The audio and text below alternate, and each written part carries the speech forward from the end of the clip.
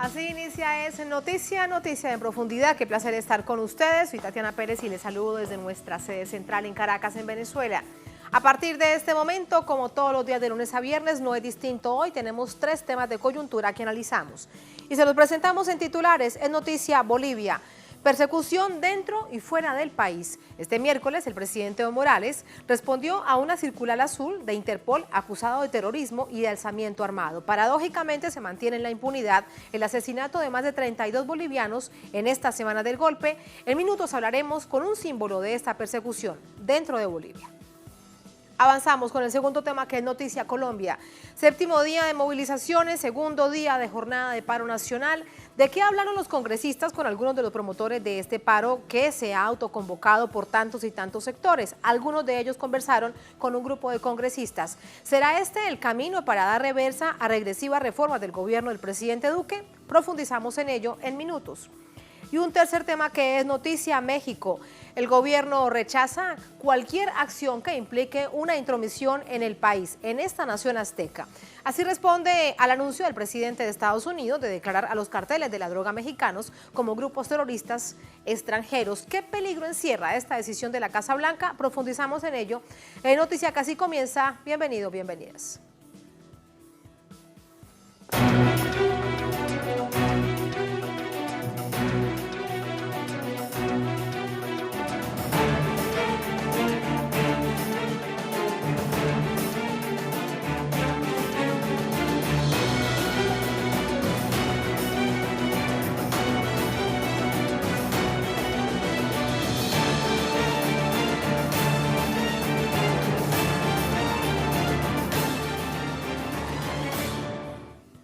En Noticia Bolivia, desde el asilo en México, el presidente de Bolivia, Evo Morales, denunció la persecución política de la que es objeto, entre otras cosas, con una notificación azul de Interpol en su contra. Entre tanto, autoridades de las Islas del Caribe también denuncian las intromisiones de la Organización de Estados Americanos en la región y en Bolivia. Para el presidente Evo Morales, la notificación azul de Interpol en su contra responde a una lucha ideológica y de clases y está basada en actos inexistentes. Esto ya estoy buscado. Bueno, entiendo perfectamente. Aquí es una lucha ideológica, programática, es una lucha de clases. Y si estoy buscado en otros países por esos cargos, nuevamente quiero decirles que seguramente no me perdonan y nunca me perdonarán, no solamente a Evo, a Álvaro y a todo el equipo de trabajo, ministros, ex viceministros, nuestros constituyentes, nuestros ex asambleístas, que de manera conjunta hemos apostado para cambiar Bolivia y hemos cambiado Bolivia. La notificación fue girada para todos los países de Sudamérica y México. Estas alertas tienen como objetivo localizar, identificar u obtener información sobre una persona de interés en una investigación penal de algún país. Sin pruebas, el gobierno de facto acusó a Morales de terrorismo, sedición, asociación criminal, alzamiento armado y otros delitos relacionados con las manifestaciones populares en contra del golpe de Estado. Al respecto, Morales denunció que la Organización de Estados Americanos formó parte de esta acción con la aceleración del informe preliminar sobre la auditoría. Dicho documento fue el punto de partida de la oposición para generar la falsa matriz del fraude sin pruebas. Me consta, he vivido, que la OEA es golpista. Me recomiendo con esta pequeña experiencia a los nuevos políticos, a gobiernos progresistas, cuidarse de la OEA. El Centro Estratégico Latinoamericano de Geopolítica CELAC ha insistido a la OEA a hacer pública la totalidad de ese informe o anunciar la fecha de publicación del documento definitivo de la auditoría. La respuesta fue que, 36 días después, aún no tiene el informe definitivo. Entre tanto, el primer ministro de San Vicente y las Granadinas, Ralph González, señaló a su secretario general Luis Almagro de ser enemigos de los gobiernos y progresistas del continente. Y Almagro de la OEA es enemigo de las fuerzas democráticas y y buscará cualquier cosa o tendrá algún argumento absurdo que vaya en contra de un gobierno progresivo como el de Dominica. Por su parte, el primer ministro de Dominica, Roosevelt Skerrit, denunció la posible intromisión de la OEA en las elecciones generales de su país, previstas para el 6 de diciembre, bajo el mismo formato aplicado en Bolivia. Creemos que el secretario general de la OEA es una de esas personas. Él ha estado en contra de la posición de Dominica en la OEA. Supuestamente él debería ser una persona independiente y apolítica que representa a todas las naciones de la OEA. Pero es claro por sus acciones, tweets y declaraciones que tiene una posición contraria a Dominica. Y esto es en contra de mi gobierno. La OEA ya no tiene caretas y Estados Unidos busca mantener a Almagro en el organismo para influir sobre la región. Ahí están estos hechos, seguimos revisándolos, vamos hasta La Paz con nuestro enviado especial, Mateo Grillé. Mateo, muy pendientes de esta situación de denuncias de violación de los derechos humanos en el contexto de este golpe de Estado, pero además pendientes de lo que pasa en el Congreso. Buenas noches. Sí, efectivamente, hoy se dieron dos casos que tienen que ver directamente con esta denuncia que hace también el presidente boliviano en el exilio mexicano, Evo Morales, porque la persecución a líderes políticos y sociales de Bolivia está incambiada, es decir, continúa persiguiendo este gobierno de facto a los representantes del MAS en el anterior gobierno o a figuras importantes del gobierno de Evo Morales y también a distintos integrantes de organizaciones sociales que deben ocultarse para que no sean apresados. Incluso hay ayer se hizo el pedido de 10 detenciones arbitrarias sin un motivo claro al menos, de dirigentes que habían integrado el gobierno de Evo Morales en distintos momentos. Esto fue denunciado por la diputada Sonia Brito y también por la senadora Adriana Salvatierra, ex presidenta del Senado, además, que señalaron que en Bolivia no se están respetando los derechos humanos de ningún tipo, que se persigue a periodistas, que se censura, es decir, no hay libertad de prensa, que se criminaliza la protesta y que se persigue a distintos líderes políticos y sociales. Además de todo esto, en este contexto, una delegación de la Comisión de Derechos Humanos del Parlasur llegó hasta aquí, hasta Bolivia, para reunirse con distintos actores, con una delegación legislativa de la oposición, de las distintas cámaras y también con representantes de las víctimas de la localidad de Sencata, y mañana se va a reunir además con distintas organizaciones sociales. ¿Esto por qué? Porque en el Parlasur preocupa mucho la situación actual en Bolivia. Incluso el Parlasur tiene una resolución tomada ya condenando el golpe en Bolivia desde el mismo día en que se concretó, y lo que hace esta Comisión de Derechos Humanos es venir a verificar los datos de las denuncias que tiene y tratar de buscar cómo hacer para denunciarlas a nivel nacional e internacional. Esta es la situación que está planteada al día de hoy, con una persecución en toda Bolivia a los dirigentes tanto del MAS como de las organizaciones sociales, y lo que se pretende es frenar con esto, porque además, incluso hoy decía la senadora Adriana Salvatierra que no se puede garantizar ningún proceso electoral si no se frena con esta persecución. Eso es imposible. Porque un proceso electoral creíble tiene que tener a todas las partes integradas y que respeten todas las partes y que se comprometan a llevar adelante para que la ciudadanía tome una resolución, pero no se puede esto garantizar si una de las partes está siendo perseguida por otra de las partes hoy en el gobierno de manera fáctica, ¿no? Porque hay un golpe de Estado que se concretó en noviembre y del que todos estamos haciendo una denuncia permanentemente. Gracias, Mateo, por entregarnos esos detalles. Así finaliza esta noche en el marco de este golpe de Estado. Muy buenas noches. Y antes de entrar al análisis, queremos recordar un hecho que jamás debió suceder. El pasado 6 de noviembre, Patricia Arce, alcaldesa de Vinto, en Cochabamba, fue víctima de una brutal agresión por parte de opositores en pleno golpe de Estado. Fue secuestrada, fue arrastrada por el piso, golpeada. Estuvo en ese estado más de 5 horas. Después de varios días de silencio y recuperación física mental, nos concede una entrevista aquí en Telesur.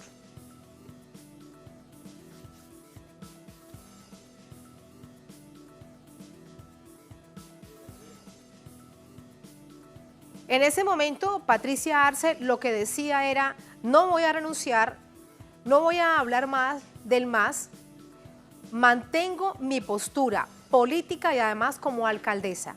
Es lo que ella dijo, se convirtió entonces en un símbolo de la valentía durante este tiempo. 5 horas después, ella fue rescatada por un policía en motocicleta y llevada a un centro asistencial.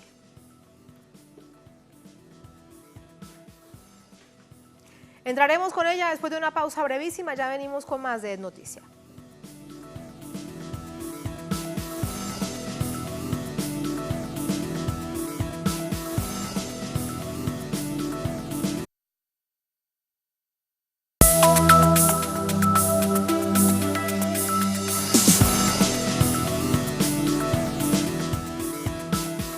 Volvemos a Noticia, como les decíamos antes de irnos a esta pausa brevísima. Vamos a conversar con Patricia Arce, alcaldesa de Vinto, un municipio de Cochabamba. Ella se ha convertido en un símbolo de la resistencia de la persecución política, la persecución en contra de las mujeres en el marco de lo que ha significado este golpe de Estado, ahora con un gobierno de facto que se denuncia de manera permanente, viola todo tipo de libertades. Alcaldesa, ¿cómo está? Buenas noches.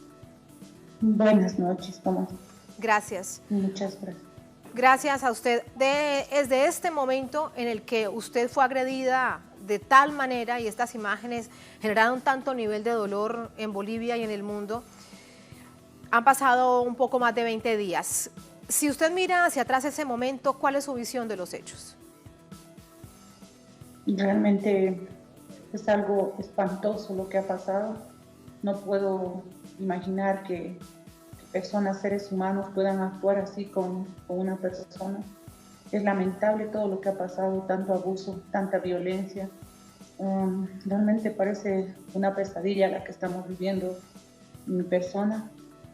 Y bueno, ha sido algo muy duro para mí y para mi familia.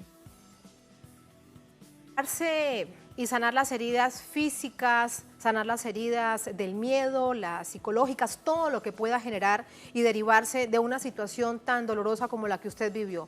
¿Cómo lo supera? En realidad tengo la convicción hecha, habrán podido, como les dije, cortar mi cabello, habrán podido lastimarme, pero el sentimiento y las ideas están intactas. Y lo único que quiero pedir a todo el país, que realmente se capaciten cómo están actuando. No es inhumano lo que están haciendo con nuestra gente. Para mí, ¿qué le puedo decir? Es algo que realmente nunca me había imaginado que Bolivia iba a vivir esos momentos tan atroces y tanta gente con este gobierno. La verdad es muy, muy espantoso lo que estamos viviendo. Realmente mi persona como mujer me siento muy indignada porque no es a Patricia, es a todas las mujeres que han podido hacer esto y no me parece justo. Por el hecho de pensar diferente no podrían ellos haber dañado tanto a una persona. ¿De dónde se saca, alcaldesa, tanto valor para haber soportado tal nivel de brutalidad y mantenerse firme precisamente en sus convicciones, en su visión política, en su visión de gobierno y de país?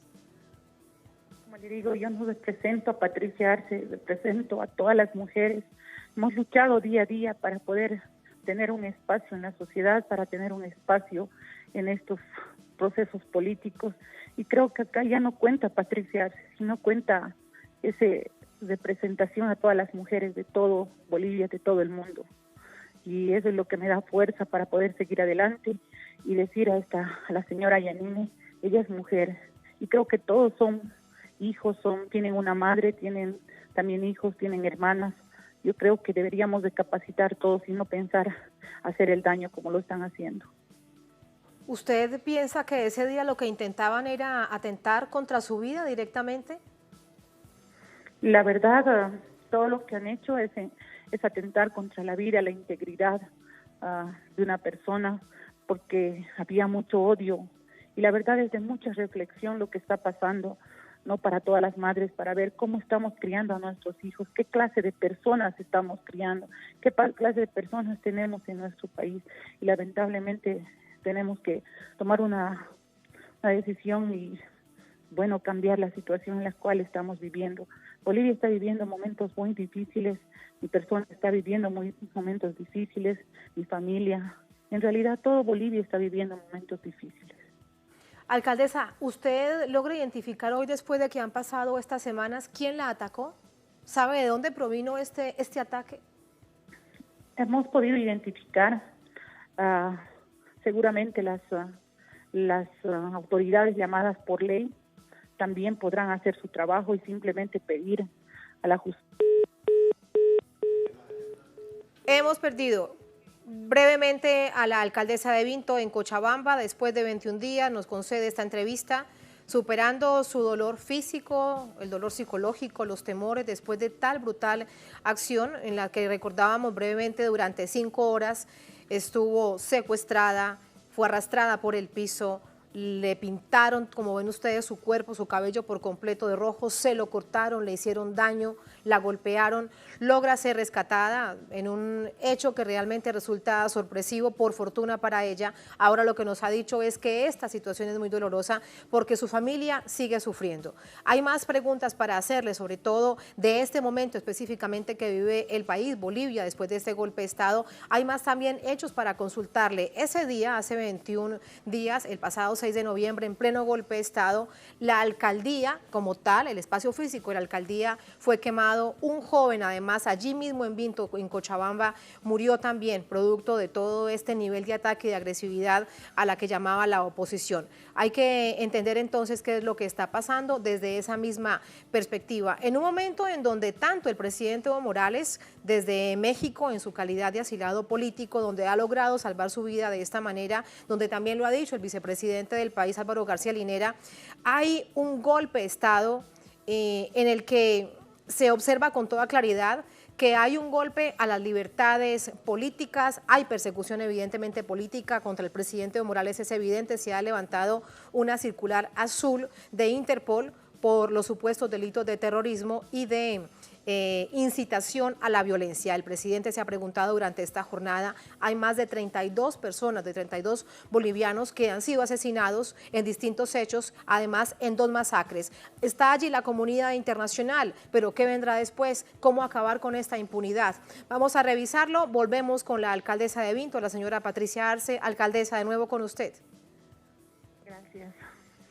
Alcaldesa, le recordaba a nuestra audiencia que ese día, el 6 de noviembre, la alcaldía fue quemada y un joven además fue asesinado. Todos estos hechos configuraban ya lo que vemos hoy, este golpe de Estado. Realmente se ha venido dando primeramente con grupos de motoqueros, causando mucho temor en la población. Han venido a atacar la alcaldía. Posteriormente me han tomado la alcaldía, me han sacado y bueno, culpándome de que yo había sido culpable de esos hechos simplemente por ser mujer y pensar diferente. Creo que creíamos que vivíamos en un país libre, democrático y podíamos expresar libremente nuestro pensar, pero lamentablemente de un tiempo a esta parte se ha hecho imposible. Ya no se puede pensar diferente a lo que ellos quieren y de verdad pedir que se reflexionen, se recapacite. Todo lo que está pasando en Bolivia es realmente inaceptable, no se puede entender, no se puede comprender y son actos inhumanos los que están pasando. Mi persona ha sido víctima de todo esto. Y ahora, el camino que viene en medio de este golpe de Estado, cuando vemos que se avanza desde el gobierno de facto sobre un proceso electoral sin ley de garantías para la participación política, para que no haya garantías de la participación política, particularmente de la figura del presidente Evo Morales, en caso tal de que se dé. Él lo ha dicho con toda claridad, yo tengo el derecho de ejercer la vida política. en mi país, ahora lo que debo hacer es regresar y que la comunidad internacional lo apoye, pero además de eso, los referentes del movimiento al socialismo que deseen presentarse. Este es el juego de la política y ahora dicen que se ha obstaculizado. ¿Cómo ve usted esto de cara a un proceso electoral de esas características? Realmente es muy penoso porque primeramente se ha hablado de fraude, pero el fraude nunca se ha demostrado y lamentablemente nosotros nos sentimos que no tenemos seguridad en nuestro país, no hay seguridad política. Realmente si hay unas elecciones yo pienso que deberíamos dejarnos participar a todos los que buscaran y cada uno de los partidos políticos poner sus candidatos y poder ir a unas urnas pese a que no se demostró el fraude. A 25 días de las elecciones aún la OEA no ha emitido el informe y para nosotros es realmente muy preocupante todo lo que está pasando. Sin duda. Sobre usted como alcaldesa, después de todo lo que ha pasado, ¿sigue sintiéndose la persecución política sobre su función como alcaldesa? Claro que sí, mi persona ha sido presentada, han presentado una demanda contra mi persona por sedición, por una serie de actos que no he cometido. Yo de víctima paso a ser ahora la mala de todo esto y no me parece correcto. Es muy, muy penoso todo lo que estamos viviendo. La hemos perdido de nuevo. Vamos a insistir con nuestro equipo de producción para tenerla de nuevo vía telefónica. Es muy importante conocer en su propia voz esta situación que se sigue registrando, que se veía en la figura de la alcaldesa de Vinto, Patricia Arce, directamente, pero también en tantas mujeres, porque recordamos además que ese mismo 6 de noviembre había una movilización multitudinaria de mujeres en Cochabamba rechazando el golpe de Estado, exigiendo que se restableciese el orden constitucional del país.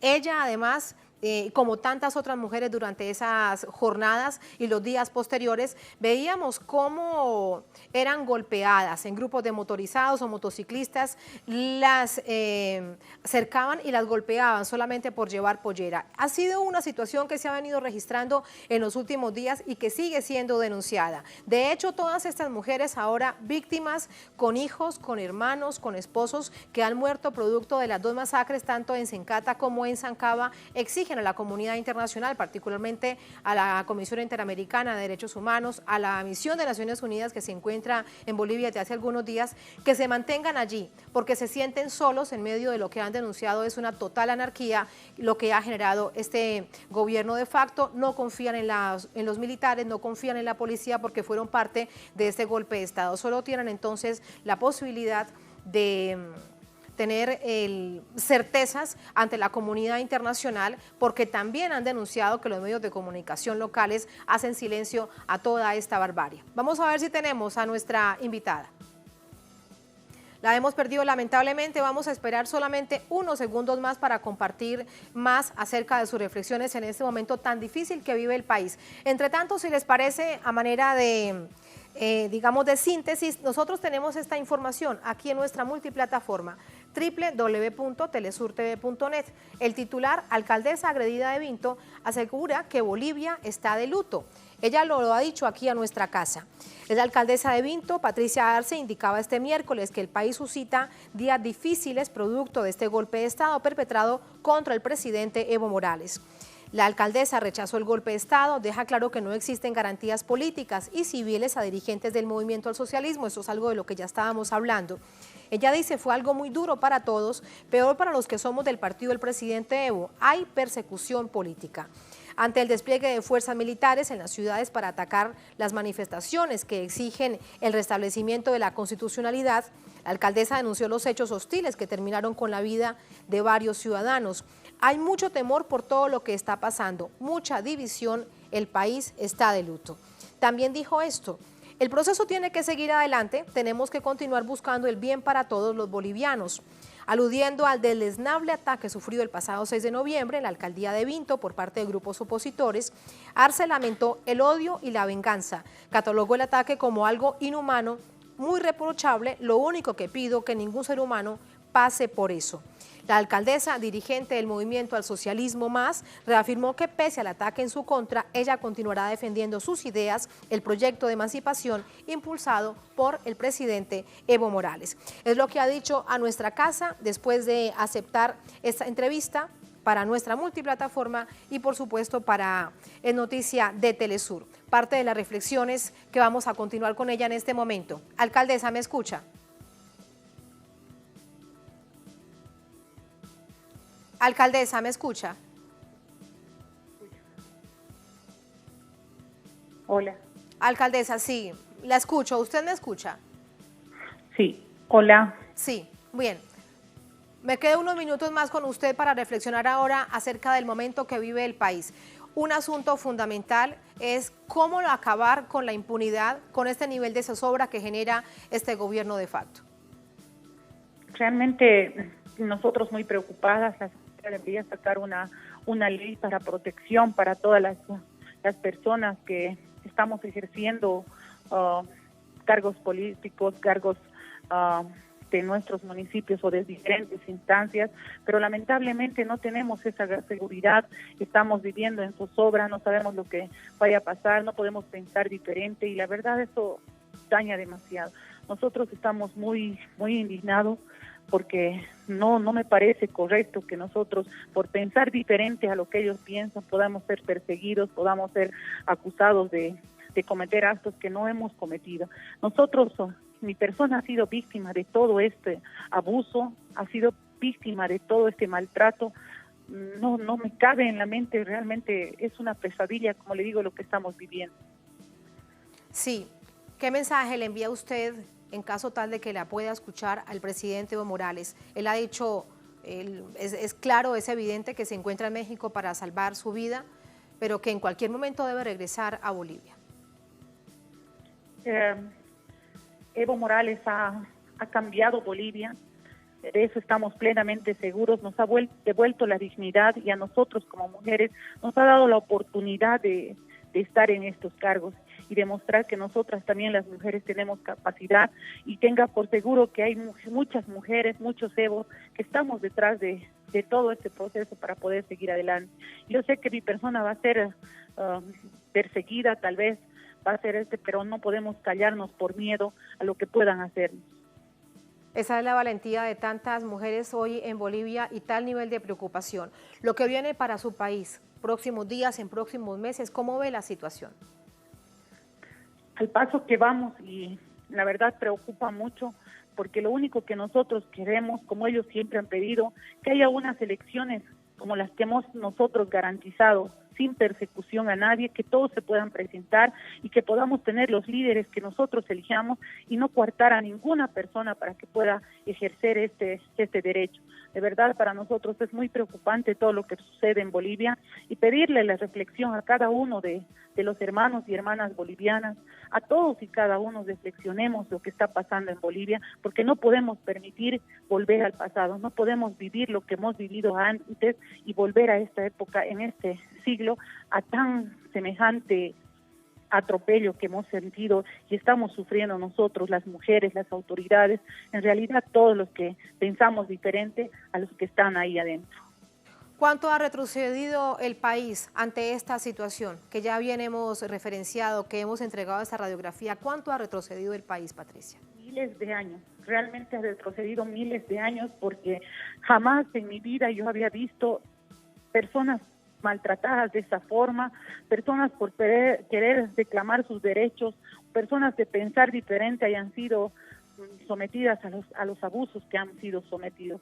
De verdad, para mí es, no sé qué le puedo decir, es algo que no cabe en mi mente todo lo que ha pasado. Parece que, como le digo, estamos viviendo una pesadilla en la cual que quisiéramos despertar. Bolivia era un país tranquilo, un país donde podíamos estar y caminar por las calles, parecía que habíamos superado eso del racismo, pero lamentablemente tenemos todavía muy enraizados acá y hemos podido ver porque al pensar diferente, el ser mujer o el ser de otra clase o de distintos estatus sociales había sabido marcar muy grande la diferencia y para nosotros eso es muy difícil de entender porque En realidad nosotros hemos luchado para tener un país que sea para todos y que sea de igualdad para cada uno de los bolivianos y bolivianos.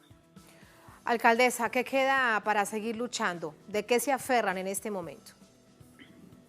Bueno, de la convicción, del sueño de que siempre hemos querido un país donde no haya discriminación, donde todos podamos ser iguales, donde todas las personas puedan tener los mismos derechos y las mismas obligaciones. Y esperemos que se capaciten nuevamente, pedir a todas las personas, a todos los hermanos, hermanas bolivianos, recapacitemos y veamos qué es lo que estamos haciendo con nuestra Bolivia, cuál es el camino que queremos para nuestros hijos, para nuestros nietos, y realmente es algo que le digo, nosotros tenemos que seguir adelante y pedir a las autoridades que no haya esa persecución política, que no haya ese atropello que estamos teniendo. Alcaldesa, gracias por esas palabras. Muchas gracias, buenas noches y la abrazamos. Buenas noches. Muy buenas noches. Así nos vamos a ir a otra pausa rápidamente en esta emisión de Noticia. Al volver, nos vamos con Colombia, Noticia Colombia, 7º día de movilizaciones, 2ª jornada de paro nacional. ¿Qué hablaron congresistas, un sector de ellos, con algunos de los promotores del paro? ¿Será este un camino para dar reversa a reformas regresivas del gobierno del presidente Iván Duque? Vamos a revisarlo. Al volver estamos en Es Noticia.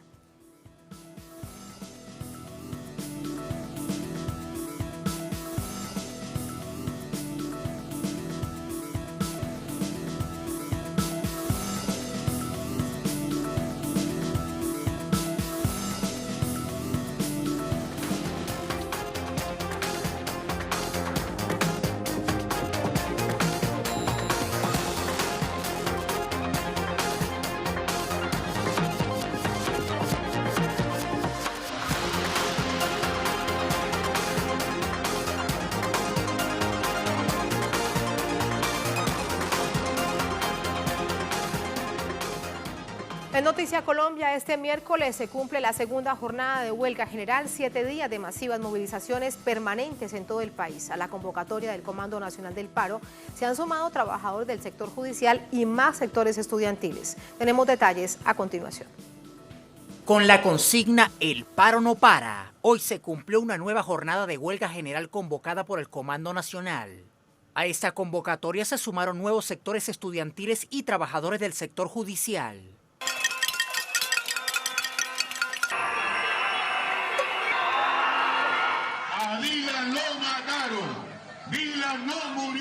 La movilización no solo se evidencia en Bogotá. Las redes sociales se inundan de videos de marchas y concentraciones pacíficas en varias ciudades del país.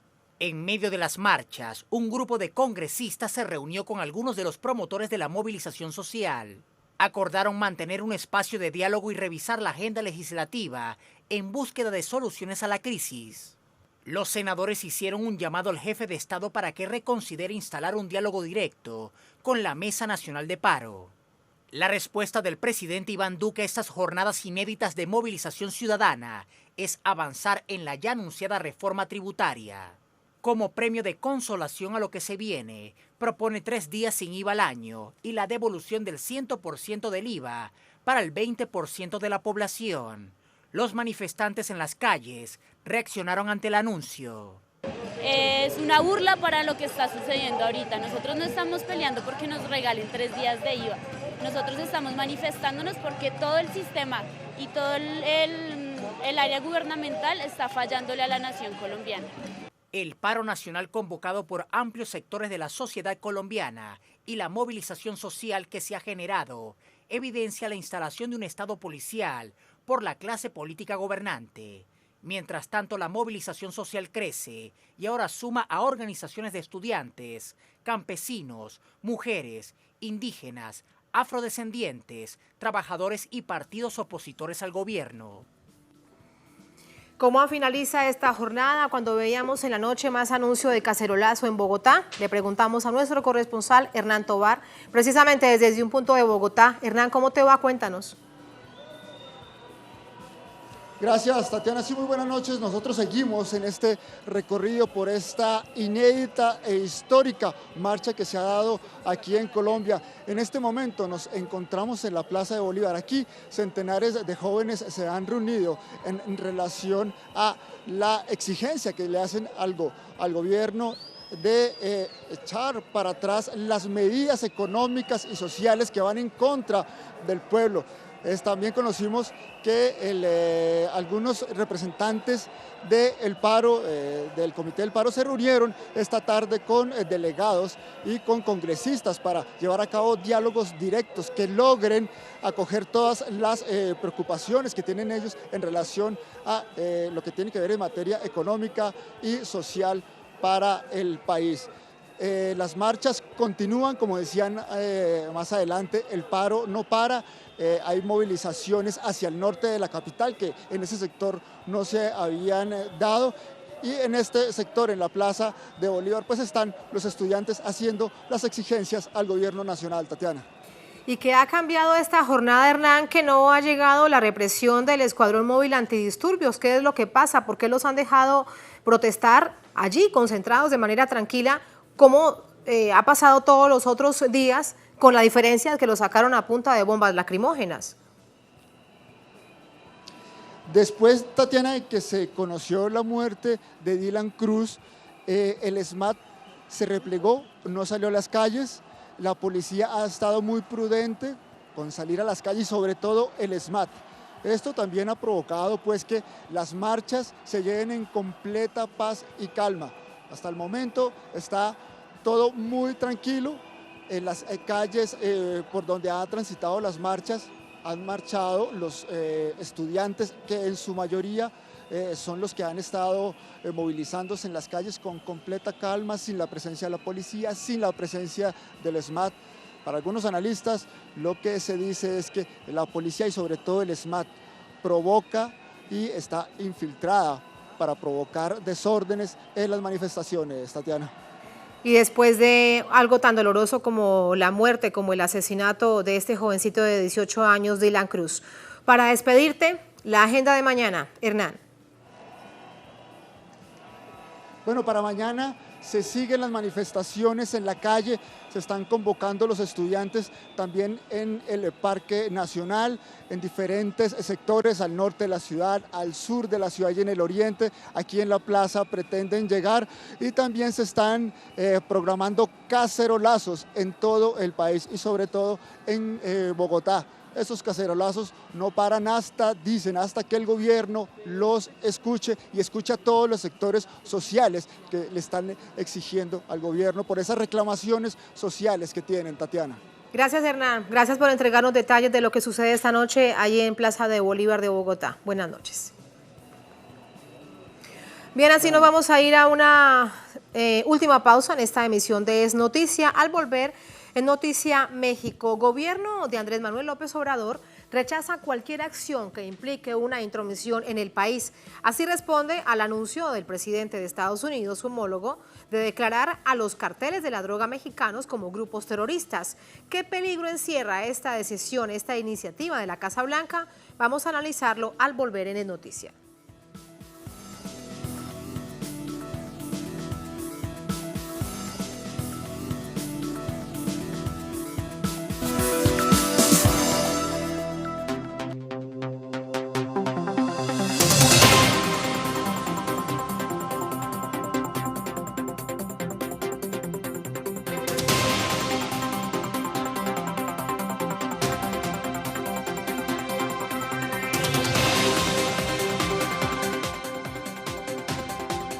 Noticia México, el gobierno de Andrés Manuel López Obrador rechaza la decisión del presidente de Estados Unidos, de su homólogo Donald Trump, de declarar a los carteles mexicanos de la droga como organizaciones terroristas extranjeras. El Ejecutivo mexicano exige respeto a la independencia de su país.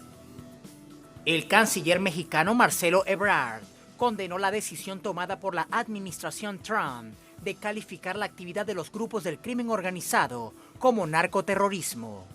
A través de su cuenta en Twitter, afirmó que harán respetar la soberanía de su país. Agregó que se reunirá con su homólogo estadounidense Mike Pompeo a fin de debatir las implicaciones de la medida y presentar alternativas para este y otros asuntos que afectan la seguridad en ambas naciones. Asimismo, el presidente de México, Andrés Manuel López Obrador, enfatizó el rechazo de su gobierno a cualquier acción estadounidense que implique cualquier tipo de injerencia en los asuntos internos del país.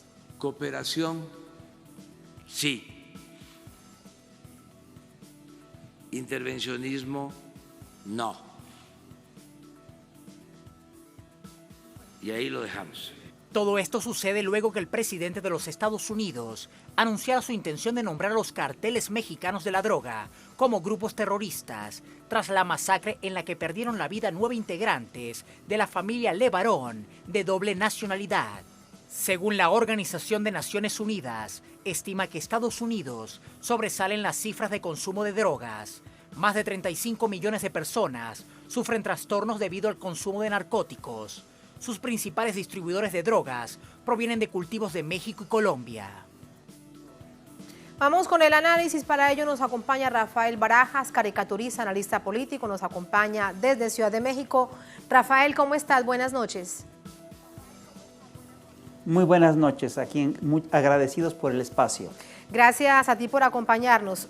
Antes de entrar en materia, quiero compartir con nuestra audiencia la caricatura que hoy has publicado en el diario La Jornada. Quiero compartirla con nuestra audiencia para luego preguntarte tu interpretación o lo que esperas que sea interpretado de allí. Decía, la encuesta del día, ¿quién es más terrorista?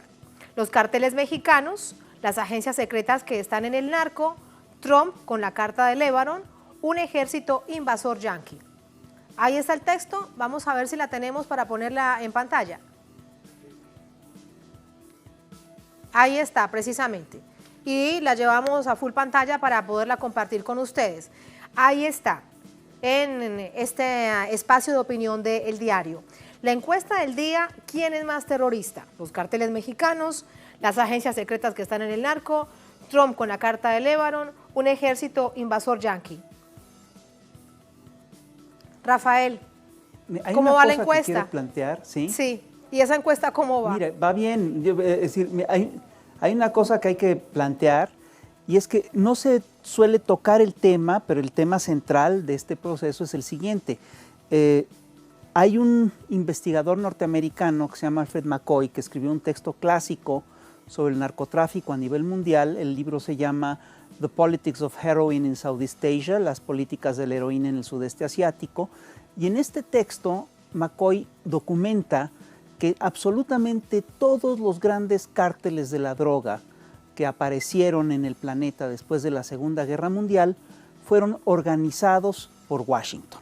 Y lo documenta con mucha precisión, desde el famoso puente que existía entre Turquía, Sicilia, Marsella y Nueva York, la famosa French Connection, hasta los cárteles del Irán Contras, etcétera. Todos los organiza en un momento dado el gobierno de Estados Unidos. Y concluye que que la política que ha seguido Estados Unidos en relación a la droga básicamente ha servido para financiar de manera extralegal los aspectos más sucios de la política exterior norteamericana. Yo lo que me pregunto es si alguien puede pensar que en México estos cárteles no fueron impulsados por Washington, y resulta que sí lo fueron. Si revisamos la historia, resulta que sí lo fueron. Entonces es increíble que Estados Unidos utiliza estas estrategias el discurso del narcoterrorismo desde tiempos, desde hace ya varias décadas, lo empezó usando Nixon, para intervenir en los países de América Latina en los que quiere intervenir. Entonces la CIA va ganando en la encuesta. Claro, entonces si revisamos las 4 opciones, las agencias secretas que están en el narco, seguramente va ganando la encuesta, porque además aquí la pregunta es si es claro, están los estudios, está todo con respecto al masivo consumo de drogas en Estados Unidos. Esa es la razón por la que van todos hacia allá a través de las distintas rutas que tanto se pelean y genera tanto dolor y muerte en ese recorrido, porque Estados Unidos entonces no hace algo al respecto. Mira, hay una cosa que es curiosa. Estados Unidos es al mismo tiempo el gran consumidor de drogas del planeta, Bill Clinton en un momento dado dijo que era un porcentaje mínimo de la nación americana la que consumía el grueso de las drogas del país, y resulta que ese porcentaje mínimo consumía cerca del 50% de las drogas de todo el planeta, lo que quiere decir que los señores son verdaderamente voraces en materia de narcóticos. Entonces, entonces son al mismo tiempo, Estados Unidos es al mismo tiempo el gran consumidor, pero es también el policía del planeta. Entonces eso por supuesto que le permite controlar un negocio que es multimillonario. Mira, hay una cosa que hay que señalar, y es que el tráfico de drogas, entre otras cosas, necesita del lavado de dinero. Y el lavado de dinero es uno, digamos, de los grandes negocios de la banca internacional. Si se calcula que a México ingresan, y aquí son estimados porque no tenemos los libros contables de los cárteles, pero se calcula que aquí en México ingresan decenas de miles de millones de dólares por concepto del narco. Hay quien dice que son cerca de 17, hay quien dice que son más de 52 mil millones de dólares. Si por un momento ese dinero dejara de fluir a la banca, al sistema financiero mexicano, el sistema financiero mexicano entraría en quiebra, porque hay que decirlo, ese dinero se lava en las instituciones financieras convencionales. Y hay que decir otra cosa que también es muy importante, el grueso de ese dinero se queda en los Estados Unidos, y el grueso de ese dinero se lava en Londres, en Estados Unidos y en los grandes centros financieros del planeta. Entonces es un negocio que resulta importantísimo para el sistema financiero internacional. Un estudio de la ONU hace unos años señalaba que en 2008, cuando la banca mundial entró en crisis, muchos bancos tuvieron que recurrir a préstamos extraordinarios de dinero de procedencia, digamos, no demasiado limpia. Y esos son los recursos de dinero que salvaron a varios bancos en el 2008. Entonces, es claro que eso desbalancearía, es decir, cortar el flujo de dinero desbalancearía todo el sistema financiero internacional, y ese es el problema de fondo.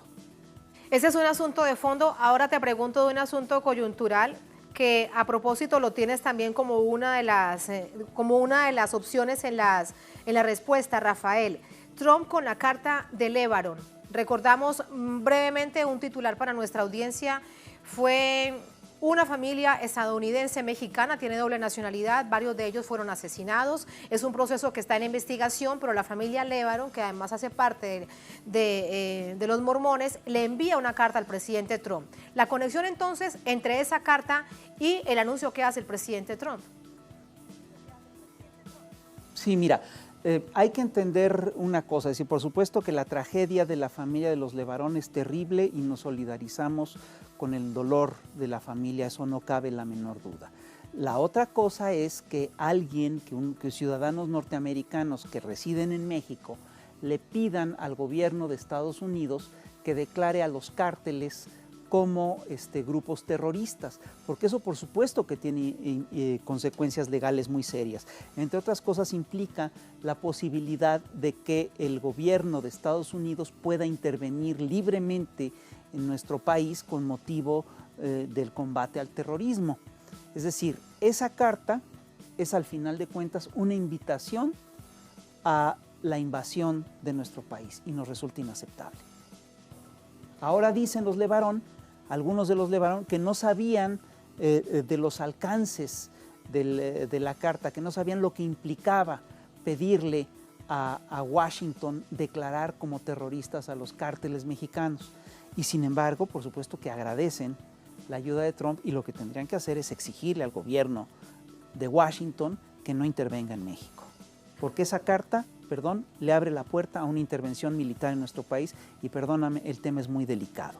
Yo veo esto como parte de un proceso, de una escalada injerencista de Washington ante el gobierno de Andrés Manuel López Obrador. No es la primera vez que Trump agrede al pueblo mexicano, agrede a este gobierno de esta manera. Hace unos meses anunció que si México no detenía la migración, subiría los aranceles gradualmente hasta llegar al 25%, subir los aranceles mexicanos gradualmente hasta llegar al 25%, lo cual obviamente implica una guerra comercial. Yo entiendo todo esto como parte de una escalada y forma parte también de las lógicas de los golpes blandos que ha impulsado la CIA desde hace décadas en América Latina. Y que lo seguimos viendo. Ahí está, solamente en este momento, nuestra América Latina, la situación de Bolivia. Ahí está con toda claridad, y también el bloqueo económico financiero de Estados Unidos sobre Venezuela, otro ejemplo. Así que de esto bien conocemos y no hay que ir muy atrás, lo tenemos en este momento. Rafael, pues gracias por este análisis. Muy buenas noches. Al contrario, muchas gracias a ustedes. Muchísimas gracias. Gracias a ustedes por habernos acompañado. Así ponemos punto final a esta emisión de Noticia. Hasta mañana, sigan con nosotros.